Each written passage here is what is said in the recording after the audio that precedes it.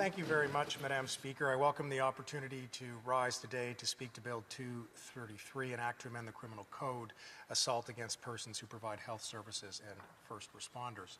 At its core, Madam Speaker, Bill S-233 seeks to strengthen protections for those who serve our communities every day by requiring sentencing courts to treat 5 assault-related offenses against healthcare workers and first responders as an aggregating factor when those offenses are committed in the course of their duties. I want to begin, Madam Speaker, by thanking my colleague in the other place for bringing this bill forward, as well as the member for Caribou Prince George, who previously introduced a similar measure in the last Parliament. Madam Speaker, their work has helped to ensure that this important issue remains squarely before us in the House of Commons.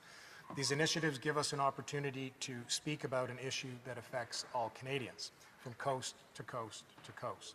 We are all impacted because every day Canadians depend, at some point in our lives, on the ability to call for the help of an emergency situation and know that somebody will respond.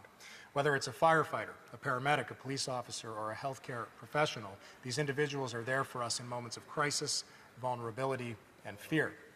That is why the sponsor of this bill, Madam Speaker, referred to healthcare workers and first responders as everyday heroes. I agree wholeheartedly. They show up, often at great personal risk, so that the rest of us can be safe. Madam Speaker, while speaking about this bill, I'm thinking about a number of people in my hometown of Winnipeg.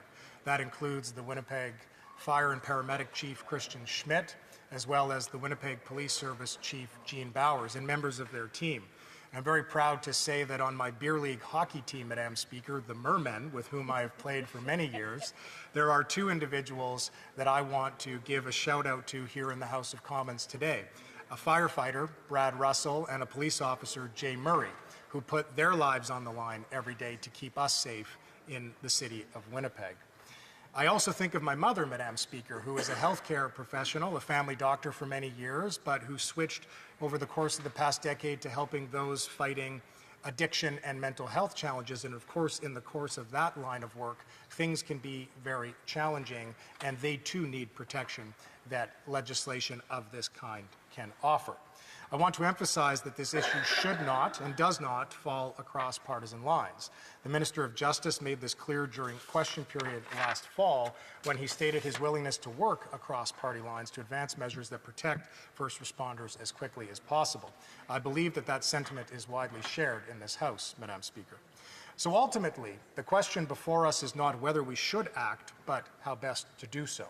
As members know, Bill S-233 proposes to address the issue by creating a new aggravating factor that would apply where the victim of certain assault or assault-related offenses against a healthcare worker or a first responder is engaged in the performance of their duties. The offenses captured include uttering threats, assault with a weapon or causing bodily harm, aggravated assault, and unlawfully causing bodily harm. At the same time, Madam Speaker, it's important to situate Bill S-233 within the broader legislative context currently before Parliament. The government has introduced Bill C-14, the Bail and Sentencing Reform Act, which is as of today before the Standing Committee on Justice and Human Rights. Bill C-14, Madam Speaker, also addresses violence against healthcare workers and first responders, but it does so through a broader and more comprehensive approach, in my view. Specifically, Bill C-14 would expand an existing aggravating factor in the Criminal Code, one that currently applies to offenses committed against healthcare workers and personal care workers, to explicitly include first responders.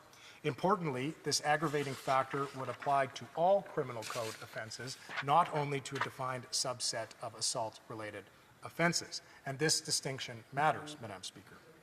Under Bill C-14, courts would be required to consider as aggravating not only assaults, but also other serious forms of criminal conduct directed at frontline workers, including intimidation, criminal harassment, or other offenses that may arise in the course of their duties. In other words, Madam Speaker, while Bill S-233 focuses on specific assault-based offenses, Bill C-14 ensures that protection does not depend on the technical classification of the offense, but rather on the reality that a frontline worker was targeted while serving the public.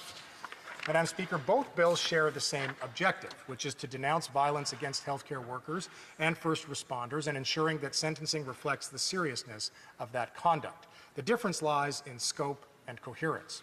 I will leave to the committee a more detailed examination of the legal interaction between these two bills, including questions of overlap and statutory interpretation.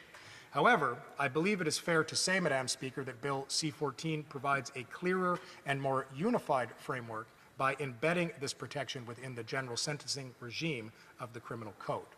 Madam Speaker, beyond the legislative mechanics, we must not lose sight of why this issue demands our attention. And I think honourable colleagues who have spoken before me today have done a very good and sincere job of laying that out.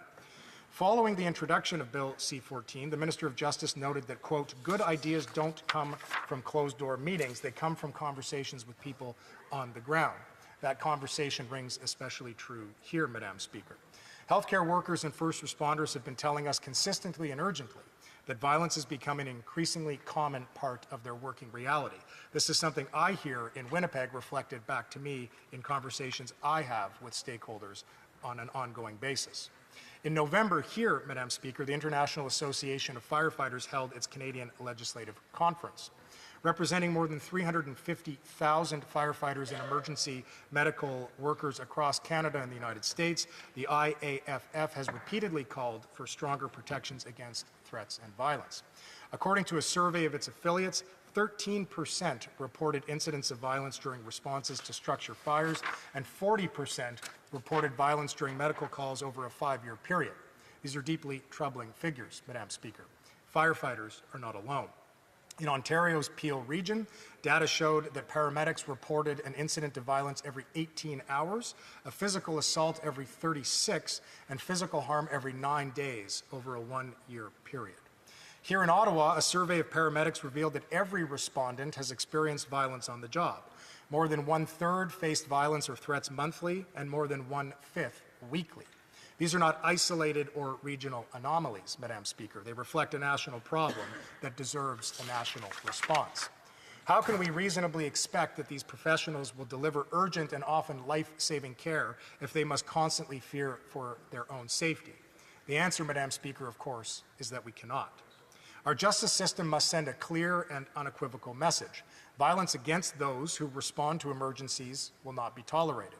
When seconds can mean the difference between life and death, our society cannot accept that those who rush toward danger are themselves targeted by criminal behavior.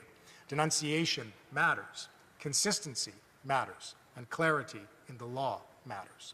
That is why I believe the work of the committee will be essential. It will allow parliamentarians to hear directly from frontline workers, legal experts, and stakeholders, and to ensure that Parliament adopts the most effective tools available to address this problem. In closing, Madam Speaker, I support the objective of better protecting healthcare workers and first responders. At the same time, I believe that Bill C-14 offers a broader and more comprehensive approach, one that ensures consistent protection across all criminal code offences and clearer guidance for our courts. Taken together, these efforts demonstrate Parliament's shared commitment to protecting those who serve our communities and to ensuring that our criminal justice system responds firmly, fairly, and coherently when they are harmed. I look forward to the committee's study of this bill and to continuing this important work on behalf of the everyday heroes who protect us. And Madam Speaker, I'm just thinking about a conversation I had again with Winnipeg's fire and paramedic chief a few months ago, who showed me a video of the training exercises that Winnipeg police officers, paramedics, firefighters will go through when dealing with someone who is undergoing a meth psychosis. Unfortunately, a very common occurrence in our streets these days. And one of the things that we are seeing, Madam Speaker, is that it takes a significant number of first responders, upwards of 12, 13, 14, in order to just deal with one individual. And these are individuals, Madam Speaker, while undergoing this psychosis, are unfortunately very dangerous, unpredictable, and can even take on forms of subhuman strength, whereby they are able to pose a much greater risk and threat to those that are trying to assist them. So the essence of this legislation, Madam Speaker, is critical, and I look forward to a continued debate and the ultimate passage, I hope, of C-14. Thank you very much, Madam Speaker.